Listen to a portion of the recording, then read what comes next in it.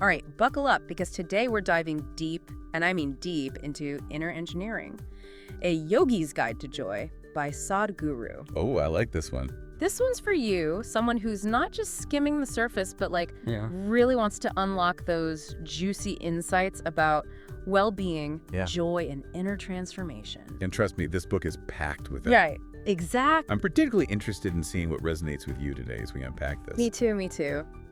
Before we jump in, it's worth noting that Sadhguru isn't your typical self-help guru. Right. He's got this fascinating blend of straight-talking wisdom, mystical insights, all rooted in his own pretty wild life story. Absolutely. Understanding his journey adds a whole other dimension to his teachings. Oh, for sure. It's like his experiences are woven into the very fabric of his message.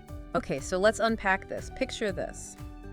Sadhguru as a 4-year-old. Hi. Not just playing in a sandbox, but collecting snakes and tadpoles instead of going to school. Oh, wow. Talk about nonconformist. What's fascinating is that even at that age, his questioning nature was evident. Right.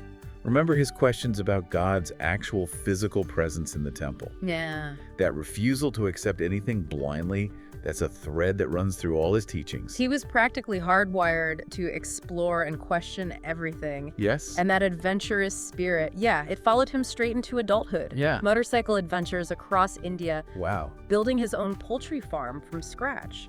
Right. The man was never afraid to get his hands dirty. Literally. Literally. Wow. And those experiences, they're not just biographical footnotes. Yep. They taught him about resilience, about navigating the nitty-gritty of life, Right. which he later wove into his understanding of inner growth. Yes. It's not about retreating from the world, it's about engaging with all of it. I like that.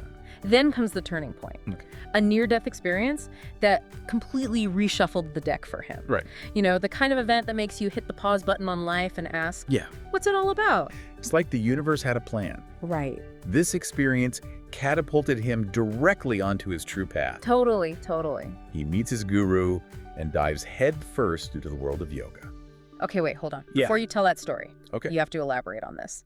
He goes from struggling to even get out of bed to his body naturally waking up at 3:40 every morning, ready to dive into yoga practice. That's dedication most of us can only dream of. Exactly. It speaks volumes about the transformative power of these practices. Yeah. And that's what he unpacks in Inner Engineering.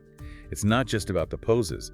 It's about creating a total system reboot from the inside out. Okay, I'm hooked. Good. So we've got this skeptical, adventurous kid who becomes a dedicated yogi after a life-altering experience. Right.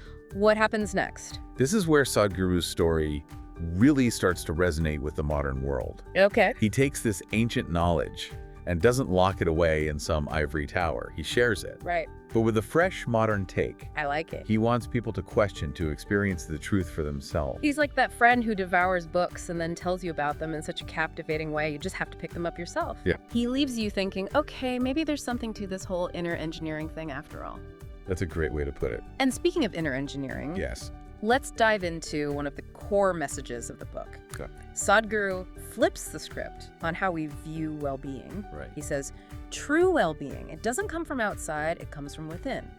It's like he's saying, forget chasing happiness like it's some external prize. It's about cultivating it from within, which, let's be honest, is a pretty radical idea in a world obsessed with achievement and external validation. It is. Right. Think about it. How many times have you chased that promotion? Oh, yeah. That perfect partner? That shiny new gadget? Convinced it would be the key to lasting happiness. Right. Only to find the feeling fading way too soon. Ugh, tell me about it. I can think of a few examples in my own life. So how does Sadhguru suggest we break free from that cycle and cultivate this inner well-being, this sense of pleasantness he talks about? Well, he uses this hilarious story about a bull and a pheasant to drive his point home. Okay. Do you want to do the honors of sharing that one with our listener? Okay, so picture this. A pheasant is bummed out because he can't fly to the top of a tree anymore. Okay. A bull walks by and, seeing his struggle, suggests, hey, why don't you try eating some of my dung? It's the secret to my strength. Oh, no. Right. That's disgusting. The pheasant is naturally disgusted. Yeah. I mean, who wouldn't be? But the bull insists, saying, trust me, the whole world's doing it. Oh, no. Come on. That line always cracks me up. It's such a brilliant way to poke fun at blindly following the crowd. Right. And you know what?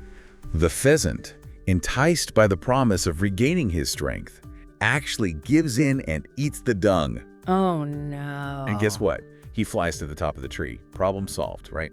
You would think, but Not so fast. this is where things get interesting. Okay. Because the farmer sees this plump pheasant perched on the branch, and Oh, no. well, let's just say it doesn't end well for the pheasant. Oh, exactly. And that's precisely Sadhguru's point. Right. What might seem like the path to success or happiness based on what everyone else is doing, that promotion, that quick fix that everyone's doing at trend, Right. might not actually lead to true, lasting well-being. It's a great reminder to question our assumptions about what will truly fulfill us. Yes. Which brings us to Sadhguru's big idea, inner engineering. He seems to be saying that by understanding our own inner workings, Yes. we can make significant, lasting changes in our lives. He offers us a toolbox, practical tools, not magic wands. I like it. But when used consistently, these practices can radically transform how we experience life. Like conscious breathing, mindful eating, finding true restfulness. These seem to be some of the cornerstones of his approach. And each one plays a vital role in fine-tuning our system. Okay. For example, he talks about the power of simply becoming aware of our breath. Okay. Think about it. How often are you actually aware of your breath throughout the day? Not very often. Sadhguru suggests that by simply observing our breath, we can unlock a profound sense of stillness and clarity in the middle of chaos. It's like hitting the reset button in the middle of a crazy day. Exactly. I love that. Right. Now, he also dives into the concept of the 5 sheaths, or koshas. Yes. Can you break those down for us a bit? I'll admit I find them a little tricky to wrap my head around sometimes. Totally. It's easy to get lost in the jargon, so let's keep it simple. Please. Think of the koshas as layers of our being, kind of like those Russian nesting dolls. Okay. The first 3 are the physical body, Okay. the mental body, your thoughts and emotions, Gotcha. and the energy body, or pranamaya kosha. Okay. So far, so good. But how does understanding these layers actually help us in our daily lives? That's the key, right? It's not just about abstract knowledge. Right. Imagine this. You're feeling stressed or stuck. Okay. Understanding these layers can help you pinpoint where you might be holding tension or experiencing blockage. Okay. Maybe it's physical tension in your shoulders, a racing mind, or even stagnant energy. I can see that. And that awareness can guide your yoga practice for deeper transformation. So it's about becoming more attuned to the subtle signals our body and mind are sending us. Exactly. Now, I can't let you go without asking about chakras. Okay. They seem to be everywhere these days, but I have to admit, I still find them a bit mysterious. Sure. How does Sadhguru approach them? He describes them as meeting points of energy channels, nadis within our system. Okay. He talks about 114 of them. But before you freak out, he emphasizes that we don't need to activate all 114. Okay, good to know. It's more about becoming aware of these energy centers and how they influence us. Okay, that feels way less overwhelming than trying to keep track of 114 energy centers. But what's the practical takeaway here? How can understanding chakras help us live better lives? So how can understanding chakras help us live better lives? Think of it like this. Have you ever walked into a room and felt instantly drained, like the energy was heavy? Oh yeah, Or maybe you've been around someone and felt super energized and inspired. right. Sadhguru would say those are examples of our chakras interacting with the energy around us. Okay. By becoming more aware of these energy centers, we can start to understand how they impact our mood, our health, and even our interactions with others. It's about fine-tuning our internal energy system Yeah. for a more vibrant life experience. Okay, that makes a lot more sense now. It's not about some esoteric practice. It's about understanding how energy works within and around us. Exactly. And that leads us to another key aspect of Sadhguru's teachings, the idea of experiencing life beyond the limitations of our 5 senses. Okay. Now, that might sound a little out there, but stick with me. I have to admit, this is one of those areas where my logical mind wants to pump the brakes a bit. It's like, hold on, we have 5 senses for a reason, right? Yep. How do you even begin to move beyond them? It starts by recognizing the limitations of our intellect and memory. Okay.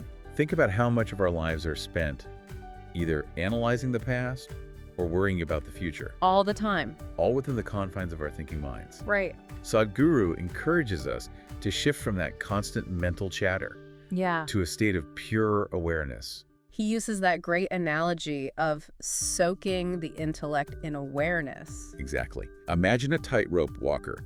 To stay balanced, They need complete focus and presence, right? Right. They can't afford to get caught up in their thoughts. No. It's the same with us. Right. It's not about abandoning our intellect, Right. but about using it in conjunction with a deeper awareness Right. to experience life more fully. Okay. And that's where things get really interesting, because this shift opens up a whole new dimension of perception. So we're not just talking about seeing things differently. We're talking about experiencing life on a whole new level. Yes. Now, you can't talk about inner transformation without addressing karma and destiny, right? Right. Those concepts always seem shrouded in mystery. Yeah. What's Sadhguru's take? He has a refreshingly practical way of explaining them. He says, karma isn't some cosmic punishment system where you get what you deserve. Instead, he describes it as the tendencies we create through our thoughts, actions, and emotions. Right. It's like that saying, what you sow is what you reap. So we're not just talking about past life stuff. We're talking about how our choices today are shaping our future experiences. Exactly. And the good news is that understanding our karmic patterns empowers us to change them. Okay. Sadhguru says we're not doomed by our past. Okay. We can break free from those patterns that cause suffering and consciously create a life that aligns with our deepest desires. Which brings us to the wishing tree. Ah, yes. Another concept Sadhguru talks about. It's about understanding that our minds, when trained, have the power to manifest our desires. It reminds me of the law of attraction, but maybe a little more nuanced. Sadhguru explains that our minds go through different stages, from scattered and restless to focused, and finally to fully conscious. Okay. When the mind reaches that level of consciousness, it becomes an incredibly powerful tool for creation. So it's not just about wishing for things, it's about doing the inner work to create a mind that's clear, Yes. focused, and aligned with our deepest desires. Right. It's like we become the architects of our own reality. Precisely. And speaking of aligning our inner and outer worlds, Okay. Sadhguru has a lot to say about love and devotion, two of the most powerful forces in the human experience. From what I understand, he sees love as much more than just a fleeting emotion, right? Absolutely. He views love as an overflowing state of joy and bliss Wow. that we cultivate from within. It's not something we seek externally, desperately hoping to find someone to complete us. Right. He challenges us to become love itself, Okay. to embody that boundless love and let it radiate outwards, Okay. not just in our romantic relationships, but in all areas of our lives. That's a powerful shift, moving from a place of lack to a place of overflowing love. Yeah. What about devotion? I feel like that word can be misinterpreted sometimes. For Sadhguru, devotion isn't about blind faith or worshiping some external deity. Okay. It's about consciously dissolving the resistance within us, creating an inner space where the divine, whatever that means to you, can flow freely. It's about aligning ourselves with a higher purpose and allowing that energy to guide our actions. So we've covered a lot of ground today. We've talked about questioning our assumptions about well-being, the power of conscious practices, Yeah. and even tapping into a deeper awareness beyond our five senses. For someone listening who's thinking, this all sounds incredible, but where do I even begin? Karun, what would you say is the key takeaway from Inner Engineering?